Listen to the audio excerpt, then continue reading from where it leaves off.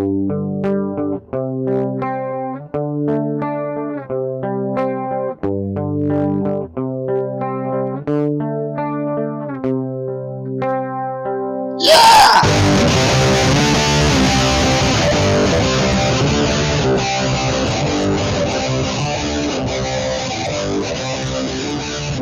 to the Nut Gallery Podcast, Episode 1. Today with me is Shooter and Browncoat. We're going to talk about Epic Movie, which we watched today. We're going to talk about what else is in theaters, and we're going to talk about what makes a movie funny. So first we're going to introduce Shooter. Hi. And also Browncoat. Hey, everybody. And we're going to go right into Epic Movie.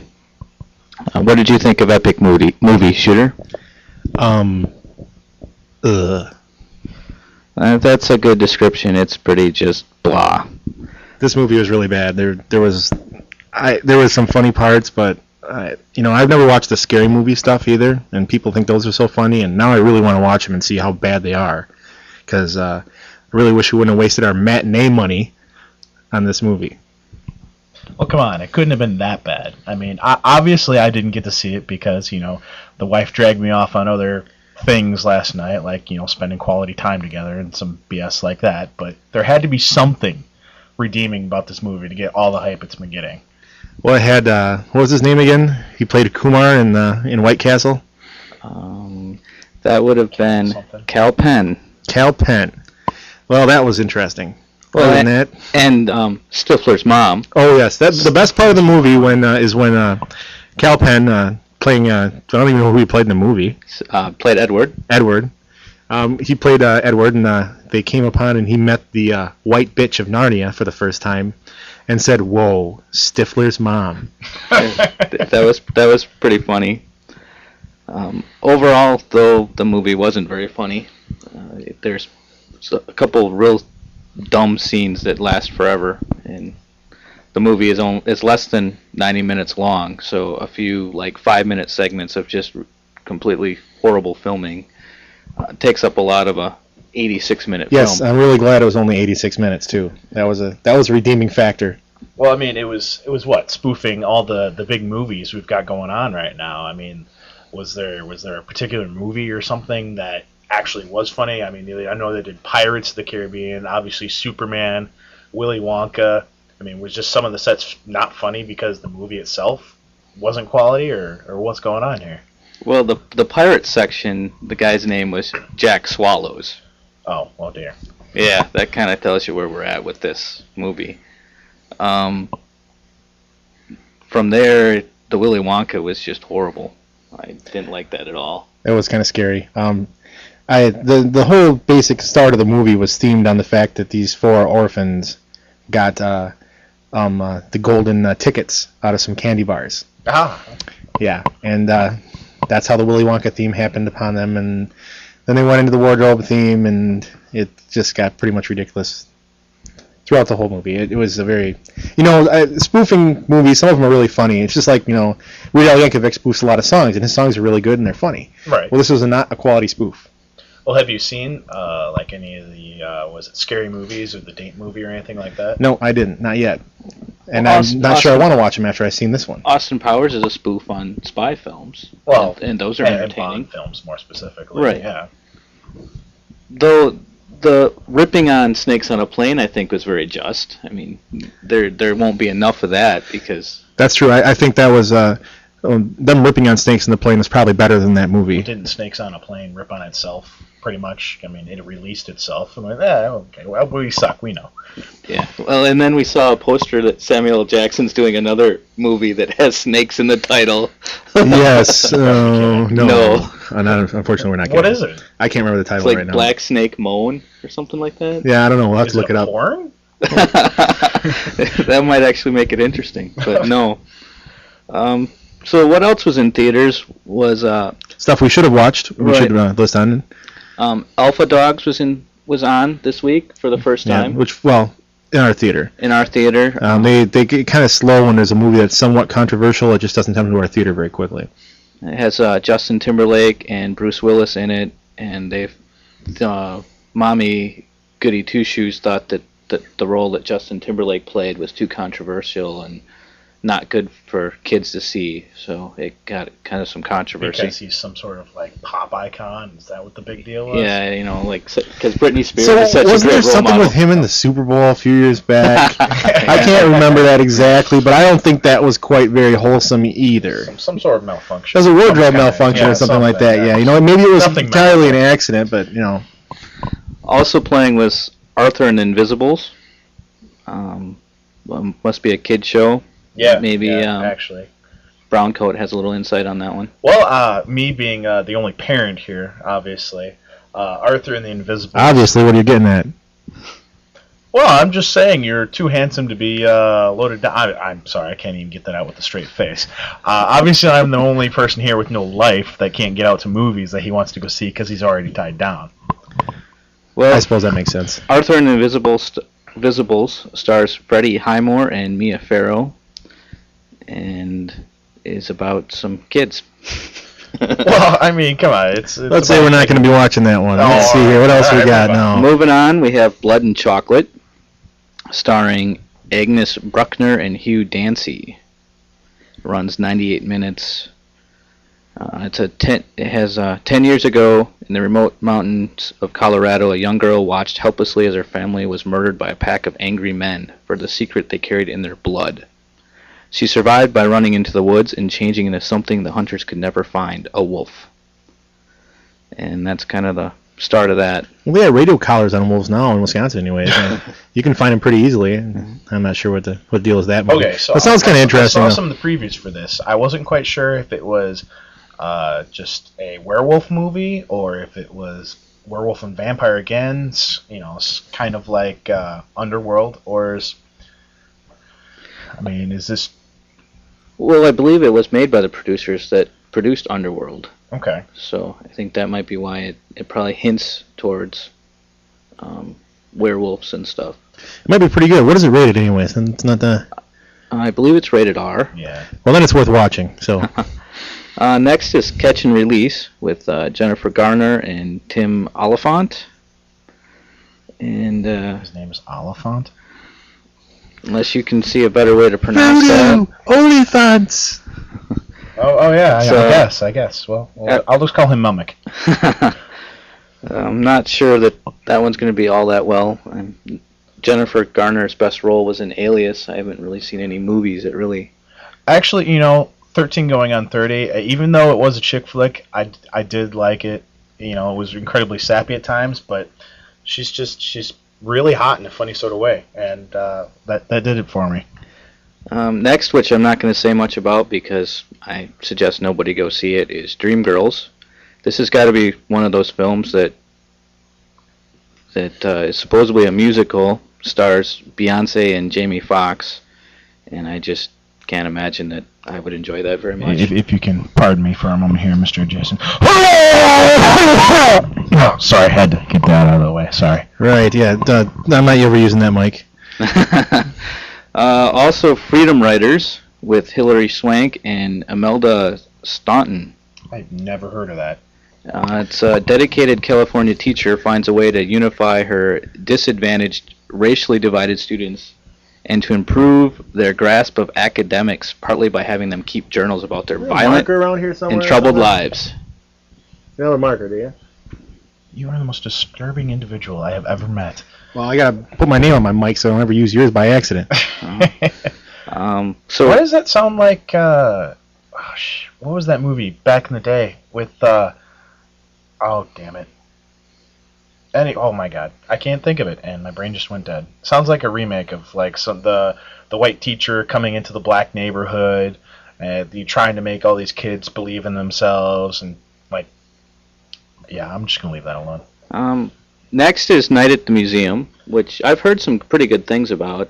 People have seen it, seem to enjoy it. They say in a kind of a hokey kind of way. Starring Ben Stiller. Well, it's Ben Stiller and some woman's name I can't pronounce, so I'm not gonna try. Well, it's about museum pieces coming to life, so how can it not be at least a little hokey? And surprising in our theater this week was Pan's Labyrinth, which is a Spanish film with English subtitles. I've not ever seen in my days a Spanish film with English subtitles in our theater. It's about the 1940s Spanish against the post-war repression of Francisco, Spain. Yeah, it should do well in California and Texas. Yeah, and once again, I'm not going to even try to pronounce the names of the people in this, but it might be decent. I'm not sure.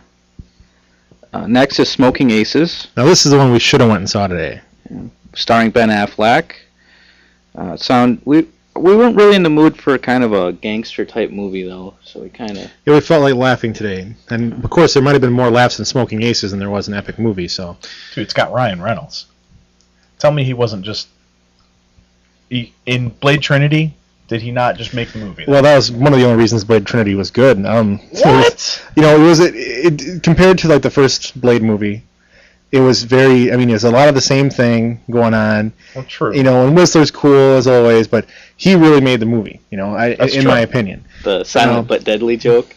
I don't just remember ate that one. garlic and I farted. Silent but deadly. Oh, that's right. That was good.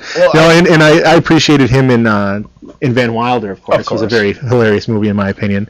And he was also in Waiting, and I liked Waiting, but some others didn't find that. We'll talk about that later in our discussion of what's funny and what's not. Right. Also, Stomp the Yard. This is one of those films that people obviously go see it because they keep making crap like this, but then they never admit that they go see it. I've never heard anyone say, "Oh yeah, I went and saw Stomp the Yard." Is this about like some rapper or something? I think those are popular in the and not so much out here. It's like it talks about street style dance moves and like a championship and Kidding. yeah. They actually make movies like this. Yeah, there was one before this. I don't remember what it was, but it's like they were doing rapping, and it was like a rap off or whatever. When I don't even remember what it was called either. Like 8 Mile. No, 8 Mile. That wasn't that bad. Moving on to The Departed with Leonardo DiCaprio. It looked kind of interesting, but I wasn't going to spend money on it. Yeah, I do actually want to see this one. We watched what was the movie? We watched the CIA movie, like The Good Shepherd. Yeah. A while back, and at first I got them confused in my head, and I thought I was going to go see The Departed, but this one came out later. And I do kind of want to see this movie. It might be pretty good. It also stars Jack Nicholson and Matt Damon, some pretty good actors, and it probably would be pretty good, but we just never been able to go see it. Maybe we'll have to go see that, or wait until it comes out on DVD and give that one a try. Definitely review it at that time. Also, The Hitcher came out this week, which was kind of an interesting take on like You Know What You Did Last Summer type movies. I remember the scene from the previews where the guy's strapped between like the trailer of a semi and the semi, and that was how they were going to kill him. And it stars Sean Bean. Right, and that's the reason I'm going to go see it. Is we got to see the man who is Boromir just being a badass again. It's only 84 minutes long, and I'm not sure how good it would be. It was kind of a neat premise for the movie, is picking up a hitchhiker, and that's kind of the bad news for the day. And I could have swore that's been done before too. But well, it's what was it? Detroit Rock City. This is how a porn movie starts, picking up the hitchhiker. And the guy turns to him and says, "Yeah, that's also how a horror movie starts." There we go. That's the premise for Hitcher. It makes me think a lot of Joyride, if you've seen Joyride at all. Oh yeah. But there they were making fun of a guy with over the CB, and then that's where it all starts. But next is The Pursuit of Happiness with Will Smith. Don't really know much about this film, other than it didn't look overly exciting to me. Well, it's got Will Smith and his actual son in there, and he's trying. Basically, it's a family thing about him doing whatever it takes to make his son happy and trying to become successful, even though he's got nothing. I think he ends up he ends up doing a non-paid internship or something on Wall Street or something like that, just to try to get into the higher class and make money. It might be a decent movie to see. I especially think it'd probably be one of those feel-good date movies type of things that I don't have to worry about right now. Also out was The Queen, And my issue with this film is that it's about British royal family in the crisis immediately following the death of Princess Diana. Which means that this thing is going to be a ratings giant in some places because of the overwhelming love and affection and the popularity of Princess Diana, which still to this day is unsurpassed and still annoying. I originally thought that this was based on the PBS miniseries Elizabeth, but I guess I was wrong. That might have been a better movie.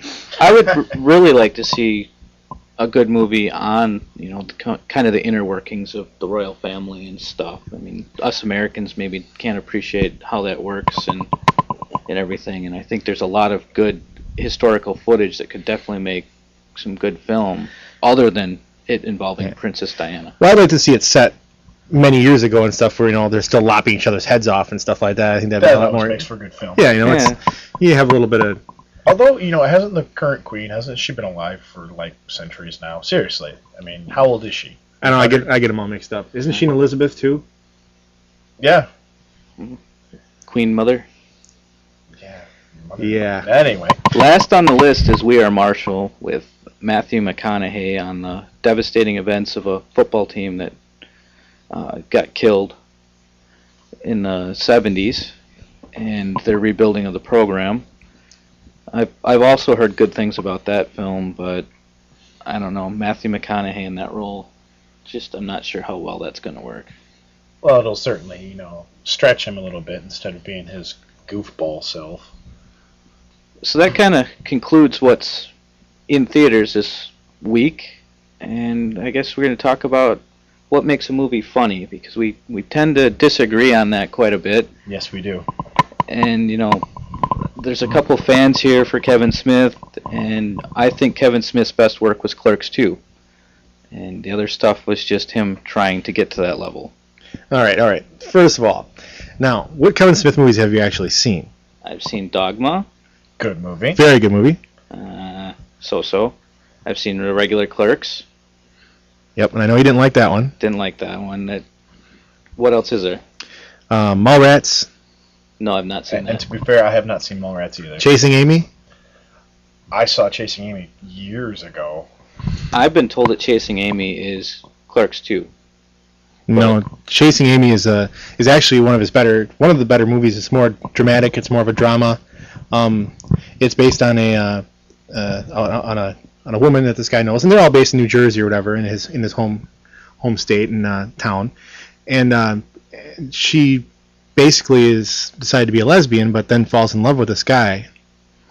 And I don't remember if it's Ben Affleck's character or something like that in that movie. I don't remember. But either way, it's a very good movie, and you should watch it. It's not really a comedy. Okay. Not that one.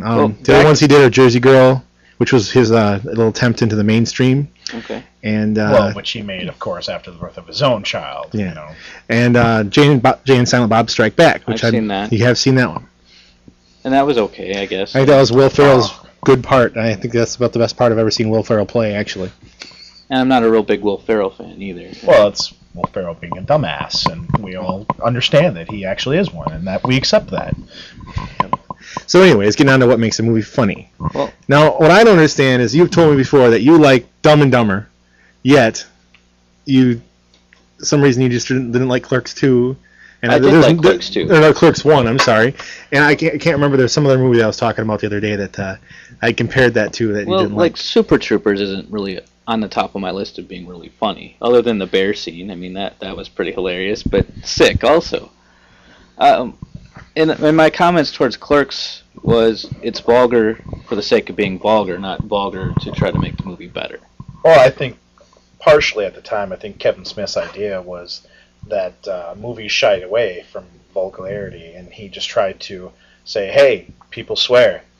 It happens. You don't have to dance around it all the time. Well, I can agree with this, and what I'm thinking is that if you ever go into a convenience store and had two clerks talking when there's no customers in there, that's exactly what's going to happen. I worked in a factory, and I know what it sounds like there on the factory floor. It makes sailors blush. So I think they're just translating. He's just translating that to a movie format to show what really goes on, most likely. Yeah. Well, I think though, for me also the lack of like a plot. There's no plot other than to make it through the day. And Dumb and Dumber, there's at least some sort of a plot. They got to get the briefcase back, and it's kind of their tale as they get there, and the results from that. Where Clerks, there's really no plot, and you sit there the whole movie kind of going, where are they going with this? Well, I disagree. There is a plot.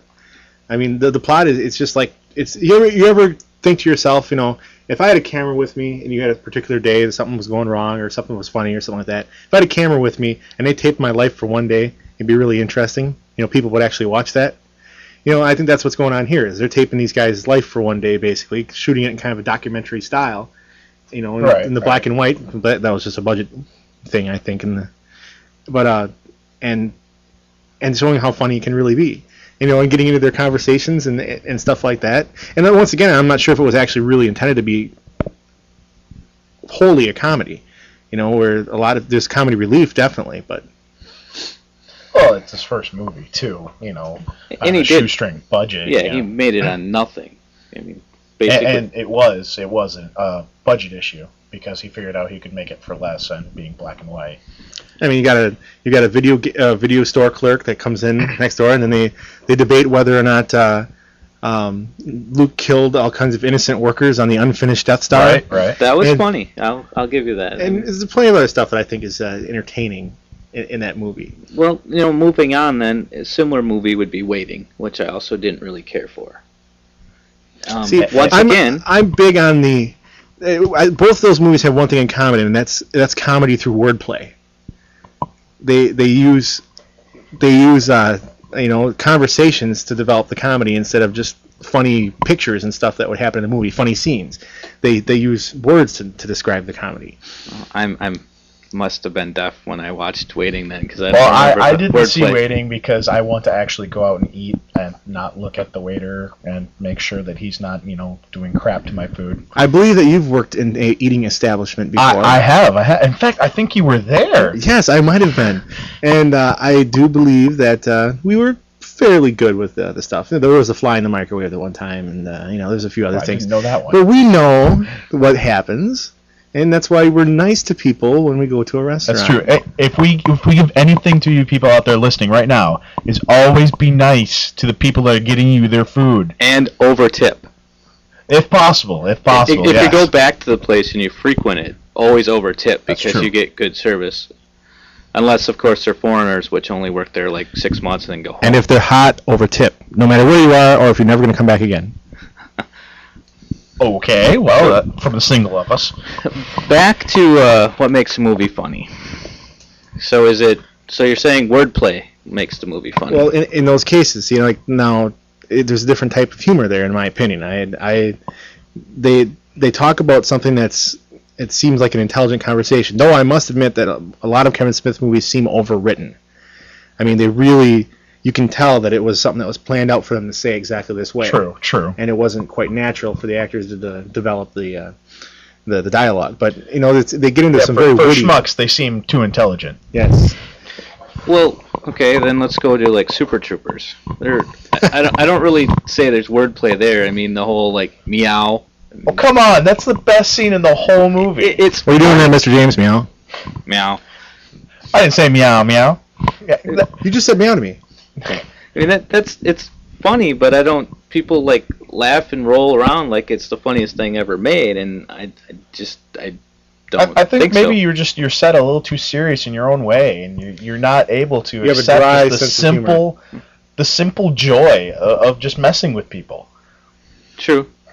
I could see and that. that's very in common to Clerks in that fact too. That's true. Is that they're messing with people the whole time. Maybe you have an unconscious fear of having this happen to yourself.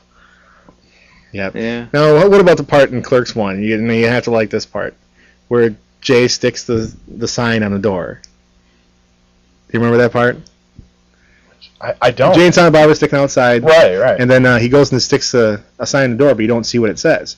Then they make some noise and knock on the door or something like that, and the clerk comes out and opens the door, and he's right behind the door, so it looks like it's a bubble of wood that says, I think it says "I smoke cock" or something like that.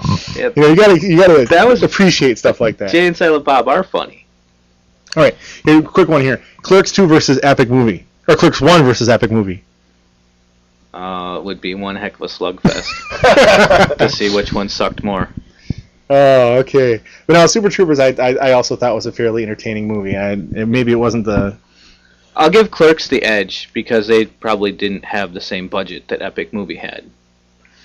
No, to be honest, though, we have to tell Epic Movie did have a really cool scene with Wolverine. Oh yeah, I forgot about that part. They make fun of like the Xavier's School for the Gifted, and they have the Wolverine walking around in a Letterman's jacket, and he's like the jock bully. And like Cyclops and Rogue and Storm are like his lackeys, I guess. His cronies. Yeah, and they're picking on who you think is going to be Angel, but he's not. Yes. Somebody else. Well, maybe I'll catch it when it comes out on cable on demand or something. There you go, or borrow it from a friend or something. Yeah, someone who is stupid enough not to listen to our show and not realize that they shouldn't waste their money on this film. Yeah. But so, as far as what's funny, I find, I guess, a lot bigger range of things funny, where I didn't find... I like Dumb and Dumber, but I find a lot of other movies more funny than Dumb and Dumber. Well, I think one of the most underused is perhaps the unexpected funny. Like you spend the movie getting to know a character, and then just suddenly out of nowhere they do something. You sit there for half a second going, "Wait, what? No, that's not. Oh my God!" Because it just so completely unlike that character, or it's or simply because you know the character that now it makes it totally funny because it's something that you can relate with them. I think that's perhaps underused, and maybe the reason that Jason James doesn't appreciate all the good funny movies that are out there is maybe slapstick and is getting a little too used, and that unfortunately because it is working, they keep going to it. Well, luckily we do agree on quite a few different comedies and such. There's some of the old classics out there like The Princess Bride and Army of Darkness. Can you believe my father? I just gave him that movie today because he claims he's never seen Princess Bride. And I liked Employee of the Month. I was just looking that up. I thought Dean Cook, I believe is his name. Dane Cook. He was in Waiting. He was the cook. He was one of the cooks, yep. He said, "Welcome to Thunderdome." That was pretty... Oh, dear. I liked that movie, and the guy who looking through the glasses, Andy Dick. Oh, okay, yep. That was pretty funny. You looking at my boobs? I don't remember the exact line, but he's like, that was pretty funny. I like that. And it had Jessica Simpson shaking her booty. Come on. Yep. Nothing wrong with that. She had real monkey ears. That was a good movie. I would recommend seeing that one. That was a pretty quality flick. So, I guess we're gonna close the vault on what makes a movie funny for now, and I'm sure we'll open it up back in the continue future. to debate why one of us likes a movie and thinks it's funny, and why one of us thinks it's just utter trash. I wanted to spend a little time and go over what else we have either watched or read or done this week, played video games or whatever, anything new, exciting. I can go first if you want. If Sure. somebody has something right on their mind they want to go into. No, go ahead. Earlier in the week, I'd seen a TV show called Dresdian Files. It was on Sci-Fi, and I really liked it. It was based on Jim Butcher's best-selling novels, The Dresden Files. Imagine that. It tells the story of Harry Dresden, played by Paul Blackthorne, a regular guy, private detective with extraordinary abilities. While most people see assaults, kidnappings, or murders as a work of people with a depraved indifference for human pain, Harry is as likely as not to see the work of supernatural villains. Isn't it great when you can tell he's reading? Yeah, it is. That's because he's a wizard, the real thing, and the only one listed in the Chicago phone directory. While they're consulting for the police or seemingly inexplicable crimes or following his own cases, he battles the dark forces with a wry sense of humor. So is it kind of like the rash of psychic detectives we had lately, except he's a wizard? I didn't take it that way, no. What timeline is it based in? I think current. Current? Oh, Yeah. okay.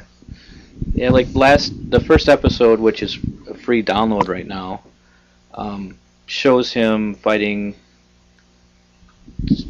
to save a kid, and there's like a neutral group called the Ravens, and there's a shapeshifters who they're kind of evil, and then they kind of allude to like a higher council. Why are shapeshifters always evil? They can't ever be good. I don't know. Because they can be whatever they want to be. Well, there was that one in the Star Trek series. So, what's his name? Oh, that's the security officer. Yeah. Constable Odo. Yeah. He was fairly good, at least just, anyways. Sure. So to be done with this, I thought it was really good. It's on Sundays at 8 Central, 9 Eastern. I would recommend checking it out at least once and see what you think. Well, here, if I could jump in on your tag here for a second here, Mr. James. We should throw a little quick shout-out to sci-fi.com, of course, the channel, because, well, hey, they put all that stuff up there that we miss and that you can actually go on there and watch an episode or whatever. I think currently they're just allowing you to see the premiere episode so that anyone that doesn't know what the series is about can go watch it and they can try to get you hooked. It's kind of like what Chex does with their Turtle. Sneaky. Oh, crack. So you guys seen or watched anything? Well, I have been watching 24. Unfortunately, I keep missing the first part of the episodes because I forget when it's on. I don't know what's going on there. I did get to watch the nuclear bomb go off and Curtis getting shot by Bauer and him starting to torture his brother now is pretty cool. So we should be in for another decent season of 24 this year. Well, I of course turned my geek powers onto a friend of mine who had experienced a little bit of the Lord of the Rings movie set, but he'd never seen any of the extended movies or played any of the video games. And so, of course, I loaned him Fellowship of the Ring, and I'm loaning him the Two Towers for the PlayStation 2. And, of course, and you'll obviously get this from listening to this podcast, if you ever catch it, obviously, that I'm just a huge Lord of the Rings fan. And in fact... he's wearing the ring right now, and he's got Gimli's helmet on. I say no more. Well, Gimli's helmet just, keeps the snow out of my hair and keeps my ears warm. But I am, of course, a big gamer geek and playing the Third Age for Lord of the Rings. And if any of you out there know, of course, it's basically the Fellowship, not the Fellowship. And I'm, of course, just the biggest geek in the world here for it. Well, obviously, maybe not, but for playing it. You do like to use the word obviously. I do, obviously. Yeah, I've been in my hole playing a lot of Call of Duty 3 on the Xbox 360 lately. It's a good game. It's definitely better online than it is actually playing the game through. It seems like it's a little bit worse. The single player is a little bit worse than the Call of Duty 2 because it's more linear. It kind of forces you to go kind of a drag you by the nose approach. Have you beaten that one yet? Oh yeah, I beat it within 8 hours. Wow. When I get a game, I take it and I beat it. That's true. And that's just I'm very I can't help myself. I'm obsessive about it. And in games that have time limits and stuff like that just piss me off, and I stop and I go out and shoot something pretty much. It's a good game online. It's kind of glitchy in a couple of things in a couple of places. But other than that, it's definitely fun. It's taken the place of Halo 2 for me for a while I'm waiting for Halo 3 to come out. The only other thing I really picked up this week, and so far just preliminary looking at it, really disappointed in it, is Batman Year 100. The artwork looked really bad. I haven't read it. I haven't even heard of this. It advances Batman 30 years. Oh. He looks it too. I saw some of the artwork, although I'm not a comic book fan. I haven't read the story enough to know if it's actually Bruce Wayne that's like now 55 or what the deal is. He doesn't look anything like Bruce Wayne in the artwork. The artwork looks worse than 80s comics. So I'm not really sure what's going on with that. I'm really disappointed so far. Hopefully the story outweighs the lack of quality artwork. But I'll definitely get a full review on that after I read it and let you know what I think. I also want to give a quick plug to the Dragon's Landing podcast. They do a gaming podcast, and it's pretty interesting. They talk about different aspects of gaming. A lot of times they talk about an environment, like if you're playing in a swampy area or something. It's pretty interesting. And Lonnie Eisel runs that. Definitely check that out if you haven't yet. And we should probably talk a little bit about our site, huh? Our site, yeah. Well, our site's coming along slowly but surely, I guess would be the best way to describe it. slow. Yes, there's more stuff on there every day. Jason's doing a lot of work on it. I had done previously quite a bit of work on it, and now I've been slacking off a little bit, and I still put in the stuff every once in a while. But if you've seen the site, you see his reviews pop up a lot faster than my reviews do. That's true. If you want to talk more about it, because you've been working on quite a few things lately. Well, we definitely got some engaging conversations going on the forum that we'd like people to join in on. We're starting to talk and debate some things there, and would like to hear your input maybe on this cast and what you might like to see in the future casts. And we also do have movie reviews popping up. We have some games posted that we add to when we get a chance. Book and comic reviews. The book and comic reviews are getting started. I know You started your game reviews and TV shows. And Browncoat's got a couple more reviews for books that I got to get up there. Working on it. Just got to me today. And so we're going to keep expanding that, but would definitely like your feedback on what you want to see and what you want us to review. Yep, it's if you join our forum now, it's a really good time to do it because there's not many users, and you could get like the number 5 user number. So it'll be great. So like 20 years from now, I'll be like, yeah, I'm user number 5 in the Nut Gallery forum. It's awesome. Everybody looking at you like you're a god. You should join now as fast as you can. If you're a Transformer fan, you can get Optimus Prime. That's true. It's still open. I checked. Yes. Oh. Perhaps we should end on that. Yeah, we don't want to be talking about Clerks 2 right around here and anything about interspecies erotica. Yeah. Ooh, cake. Ooh, cake. All right. I think I have to leave now. All right. Until next time.